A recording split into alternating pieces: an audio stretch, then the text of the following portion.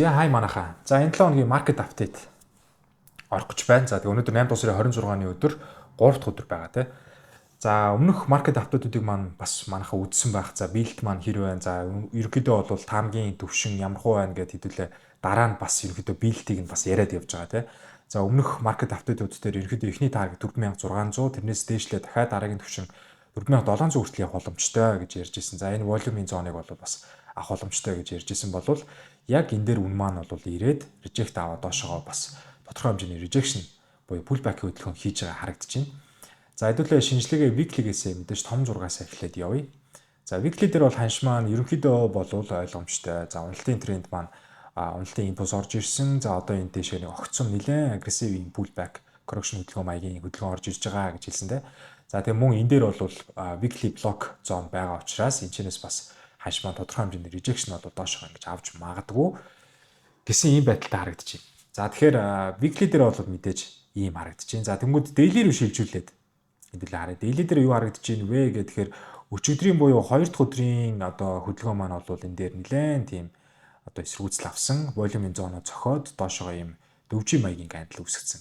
Одоо нэлээд эсрүүцэлтэй тулгарсан гэсэн үг. Энэ гандлын хувьд бол за ийм маягтай. За өнөөдрийн гандал бол доошоо одоо баг 70-80% уналттай ингээд явж байна. За тэнгууд одоо энэ daily-гээс бид нар юу арах хэрэгтэй вэ гэхээр мэдээж одоо бол яг өмнөх энэ одоо уналтын тренд маань биднэрт юу хэлж өгөх хэрэгтэй вэ гэхээр зүгээр хаанаас ханш дараагийн rejection zone авах боломжтой вэ гэдэг зүйлийг л биднэрт өгч байгаа. За жишээлбэл энэ volume-ийн зон дээр одоо ханш маань ирээд rejection авнаа гэсэн бол энэ дээр яг ирээд rejection авч явах чинь тий.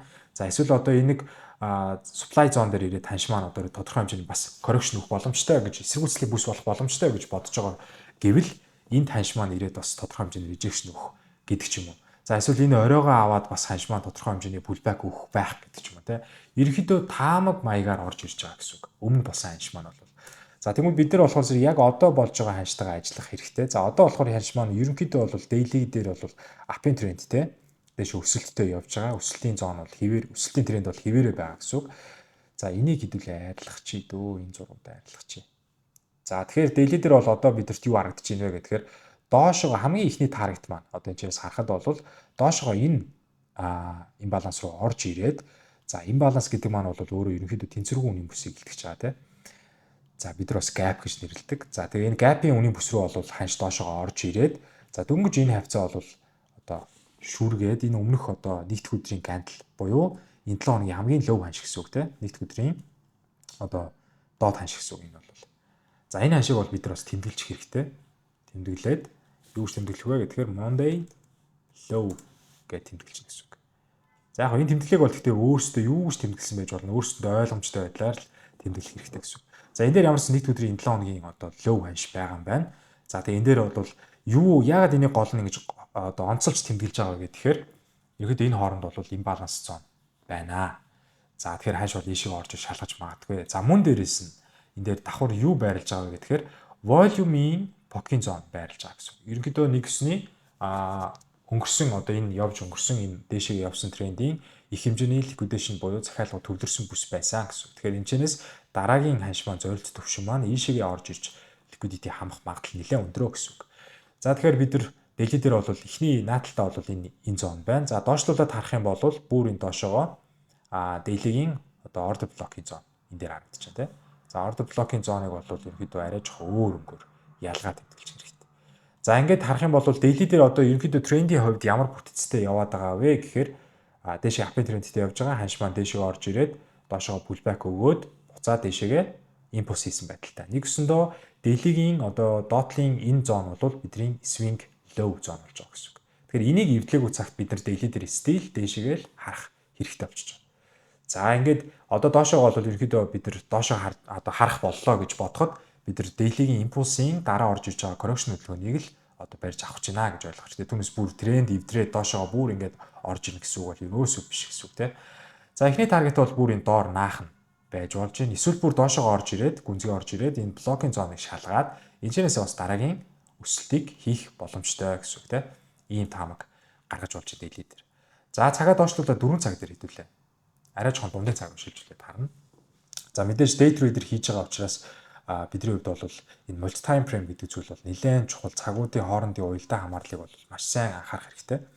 За 4 цаг дээр болохоор зэрэг нэлээд сонирхолтой. Энд чинь 4700 гэсэн ханш маань бол бидний хувьд бол лимит захиалгуудын бүсийн зон байсан. Тийм учраас 4700 дээр ирээд дараагийн correction орж ирэх боломжтой гэжсэн чинь одоо rejection өгж байгаа байдалтай харагдаж байна.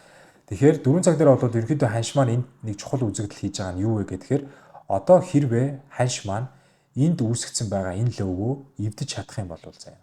Энд байгаа энэ лөв зоныг эвдэж чадах юм бол доошоо ингээ ороод ирч чадах юм бол энд юу үсэж ийн вэ гэхээр нэгсэндөө ханш маань higher high хийжсэн бол одоо lower high хийгээд эхэлж байна гэсэн. Нэгсэндөө трендийн бүтэц бас доошоо болж эхэлж байна гэдэг ихний тохиод. Гэхдээ 4 цаг дээр тренд одоо тодорхой хэмжээгээр эргэж байна, reversal хийж байна гэж үзэж байгаа нь өөрөө daily-гийн pullback байх боломжтой гэсэн үг тийм. За тэгэхээр 4 цаг дээр бол ерөнхийдөө price бол дээшээ одоогийн байдлаар lower high хийгээд доошоо уналтын байдалтай. Гэхдээ энэ lower high яаж баталгаачих вэ гэхээр энэ доошоо орж иж энэ low-ыг эвдлэх хэрэгтэй гэсэн. Эвдлэх хэрэгтэй. За тэгээд Monday low буюу одоо нэгд өдрийн low-ыг аваад доошоо энэ одоо покийн бүс дээр бол rejection авч чадах юм бол ерөнхийдөө бол бид нэр тренд бас доошоо ихний эргэлтээ хийх чинь удаа гэдэг ихний одоо сэжвэрээ бол энэчээс авах боломжтой гэсэн үг. За 4 цаг дээр бол нэг иймэрхүү. За тэгээ өмнөх одоо 4 цагийн хөлөмүүдийг ажиглах юм бол та хараарай. За энэчнээс жишээлбэл дээшээ импульс орж ирлээ. Буцаад ханш маань correction орж ирлээ. Correction орж ирэхдээ имбаланс дээр бол ерөнхийдөө gap-ын зон дээр бол шалгалт хийгээд дээшээгээ өссөн. За өсөөд ингэ явсан. Энэ хооронд бол ерөөсө тренд эвдэрсэн юм байхгүй. Дандаа uptrend трендтэй ингээд higher high хийгээ явж исэн бол энэ орой дээр бол ерөнхийдөө ханш маань яаж ийн вэ гэхээр дээрээс маш хүчтэй rejection аваад за rejection авахдаа гэхдээ энд бас чухал зүйл байгаа. Энэ юу вэ гэхээр өмнөх оройгоо бол өмнө орой тогтсон байсан энэ өмнөх хаяа бол ерөнхийдөө sweep хийгээд авцсан байна. Sweep хийгээд аваад гол нь candle-ийнх нь одоо week буюу зүүн дэшег sweep хийж аваад доошоо уналт хийгээд буцаад энэ дээр доороосоо өсгсөн боловч энд бас чадлагүй даруулаад reject өгөөд доошоо унж ийна гэдэг маань ерөнхийдөө seller control seller тал бол ерөнхийдөө нэлээд контрол аваад байна гэж харах хэрэгтэй гэсэн үг. За тэгээ энэ доор одоо байрлаж байгаа энэ зоныг бол авах юм бол ханш маань ерөнхийдөө доошоо 4 цаг дээр бол ерөнхийдөө уналт эхэлж болжшгүй гэдэг тийм тохиог бидэрт өгнө гэсэн үг. Тэгэхээр тэр 4 цагийн уналт маань бол daily-гийн одоо pullback байх боломжтой гэсэн үг тийм. За тэгэхээр эхний таргет бол энэ 4000 хэд юм бэ гэж байна. За 4582 хавцаа гэсэн үг. 82 хавцаа ханш маань орж ирэх боломжтой эхний таргет. Би бол одоо энэ ханшийг бол доошоо орж ирэх нэлээд боломжтой гэж хараад байна. За мөн нэг цаг руу бид нар жижигрүүлээд харах юм бол ханш маань доошоо орж ирж бүтцийн эвдрэл маягийн хөдөлгөөнд бол хийгээд за энийг бол ерөнхийдөө хүмүүс яг уу ярихдаа Quasimodo модель гэж яриад байдаг, QA модель гэж яриад байдаг тийм. Энд эвдэрлээ дээшээ гарч ирлээ буцаамлаа. Гэхдээ өчтөр нэлээд сонирхолтой хөдөлгөөн болсон. Тэрний яасан бэ гэхээр ханш юу доошоо унах байгаа юм шиг болсноо. Энд байрлаж байгаа энийг sideway буюу range байсан хөдөлгөөнийхөө дээр нь байрлаж байгаа liquidity zone руу орж ирээд буцаамсан. За тийм тохиолдолд ер нь яадаг вэ гэхээр ер нь ханш маань ямар нэгэн байдлаар range хийгээд эхлэх юм бол эхний орж ирж байгаа энэ breakout хөдөлгөөнийг бол жоо ажиглаж хүлээх хэрэгтэй. Шууд дагаж орохоос ер нь бол зайлсхийх хэрэгтэй. Миний хувьд бол тэгдэг. Тэгэхээр ер нь бол бид нар өчтөр лайв харилцаан дээр ч гэсэн энэ доошоо унсан уналтан дээр орлохгүйгээр буцаад энэ дээр жижиг минутын бүтцээ хараад дээшээ харилцаанд орсон. За тэгээд скул дээр бол би хэлэхдээ бол энэ range-ийн дээдлэлтэнтэй энэ дээр бол лимит захиалгуудын бүс байна. Энэчнээс орох боломжтой шүү гэж бол хэлсэн. За тэгэхээр энэчнээс ийм тохиолдолд ер нь зүгээр хамгийн энгийн арга нь яах ёстой вэ гэхээр энэ high zone-оос low тогтсон үн хүртэл татаад PIBO OT zone буюу 0.71 зон эсвэл 78.6 гэсэн зоонууд дээр ханшийг очингууд нь pullback-ийн хөдөлгөөн хандлаа гэж үзээд доошоо sell арилжаанд орох юм бол илүү найдвартай байдгаа гэсэн. Одоо тэнцээс харах юм бол яг энэ хоёр синхрон тэмдэглэсэн зон дээр бол ханш маань ирээд доошоо уналт үзүүлсэн байна. За тэгээ энэ PIBO зон дээр ирлээ гингүүд шууд бас орохгүй тий. Цагаа жижигүүлээд 15 дээр харна. 15 дээр одоо энэ дээр бид нар яг адилхан энэ дээр ямар модель үүсгэсэн байна. Энтэйгээ яг адилхан. Одоо энэ дээр бол ханш маань бүтэц доороо энд эвдрээд тэгээд ерөнхийдөө бол энэ оройгоо бас өмнө ингэж аваад бүтэц эвдрээд одоо бид нар энэчнээс одоо pullback хийгээд ороод ирэнгүүт нь sell орох ч шүү дээ. Яг тэрнтэй адилхан бид нар энэ жижиг цаг дээр бол 15 руу шилжүүлээ гэж бодоход PIBO зон дээр одоо ирэх үед нь бас яг энтэйгээ адилхан модулаа хүлээнэ гэсэн үг.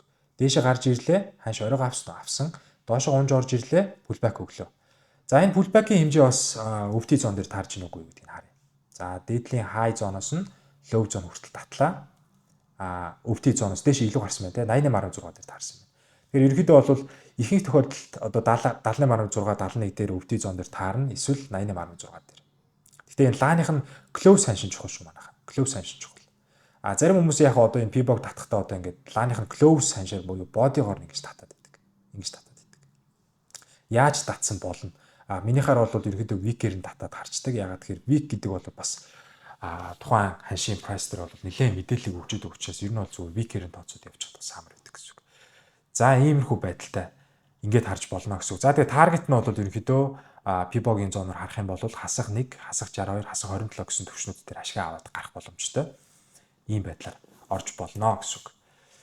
За тэгэхээр ханш маань одоо үргэлжлүүлээд 4582 гэдэг зоон руу орж ирэх боломжтой харагдчихээн. За энэний дараа бол 82 дээр орж ирээд нэг тодорхой хэмжээний rejection бол авах бах. Ингэж орж ирээд гэсэн үг шүү дээ. Ингэж орж ирээд нэг rejection авах бах. За тэгээд дахиж өсч орж ирээд энэ дээр хэрвээ барьж чадаад дахиад нөгөө ийм хөдөлгөөнч орж ирж чадах юм бол үргэлжлүүлээд 4500 хүртэл рүү sell харж болж байна. 4500 хүртэл. Үгүй гэх юм бол энэчнээсээ reject аваад ханш маань ингэж нөгөө нэг одоо бүтцээ эвдэлж чадахгүйгээр ингээд ороод ирэх юм бол ерөнхийдөө бид нар энийг үргэлжлүүлээд дээшээ гарах болчих жоох гэсэн. Дээшээ гарах болчих жоох гэсэн. Нэгсэндээ энэ хаа эвдрээд гараад ирэх юм бол энэчнээсээ дээшээгээ 4730 за цаашлаа 50 гэсэн төвшнүүд рүү бол ерөнхийдөө таргет харж болно гэсэн үг. Тэгэхээр нөгөө нэг доошогоо энэ дээр 4582 дээр ирээд ямар хариу үйлдэл үзүүлэх вэ гэдгийг маш анхааралтай харах хэрэгтэй гэсэн үг. Одоо шууд тэн дээр ирлээ гэдээ бас орох нь одоо тийм зүйл бол ер нь бол байдаггүй. Ирлээ тодорхой хэмжээний таамаг дээр чинь очлоо гэж бодоход энэчнээс жижиг заргуу задлаад бас ямархуу хөдөлгөөн хийж ийн вэ? Үргэлжлээд энэ тренд маань үргэлжлээд явахаар байна уу? Эсвэл дээш явахаар байна уу гэдгийг маш сайн хүлээцтэй хандсны дараа прайс өөрөө ханшч өөрөө таадаг. За би бүтцээ эвдэлчлээ дээшээ явах боллоо. Эсвэл доошоогоо үргэлжлүүлээд явлаа гэдэг зүйлээ хилээд өгнө гэсэн. Тэгэхээр иймэрхүү зүйл дээр бол жоохон хүлээцтэй төвчээртэй байхад болно гэсэн үг тийм. За тэгээ ерөнхийдөө бол миний хувьд бол доошоо орж ирэх магадлал нэлээд өндөр л гэж бодоод байгаа. Ханш ч одоо нэлээд бас өсөлт үзүүлсэн тодорхой хэмжээний бас pullback-ийн хөдөлгөөн орж ирэх болов. Тэгэхээр үндсэн одоо энэ өсөлт чинь бол хаанаас эхэлсэн бэ гэхээр энэ доороос эхэлсэн байна те. Энэ доороос яг том үндсэн трендийн чинь pullback-ийн хөдөлгөөн нь бол за энэ хавцаа таарж орж ирж байгаа. Тэгэхээр энэ хавцаа юу давхар юу байж байгаа вэ гэхээр daily-ийн order block-ийн зон за мөн энэ дээр бас volume аваад доошоо order block-ийн зон руу бас ороод ирэх боломжтой. Ийм хоёр хувилбар харагдаж байна гэсэн үг шүү. За. Тэгэхээр энэ volume болон энэ order block болон P-bog OT зон дээр бол ханшмаар очих боломж нэлээд өндөр байгаа. За хамгийн наадлын таргет бол 4582 гэдэг зон байгаа гэсэн үг. Тэгэхээр энэчнээсээ бид нар дараагийн хөдөлгөөнөө харж агаад ингэж орж ирээд дараагийн хөдөлгөөнөө хараад дээшээ задрал хийгдээд үргэлжлээд явах нь уу эсвэл энэ трендээ хадгалаад доошоо үргэлжлээд явах нь уу гэдгийг маш сайн энэ үед анхаарах хэрэгтэй гэсэн үг. За тэгээд дараагийн market update-ээр уулзаад хэрхэн бас энэ таамаг маань яаж явсан байгаа талаар хэдүүлээ юун дээр алдсан бас онсон талаараа ярилцаад явъя guys. За тэгээд дараагийн бичлэгээр уулзцгаая.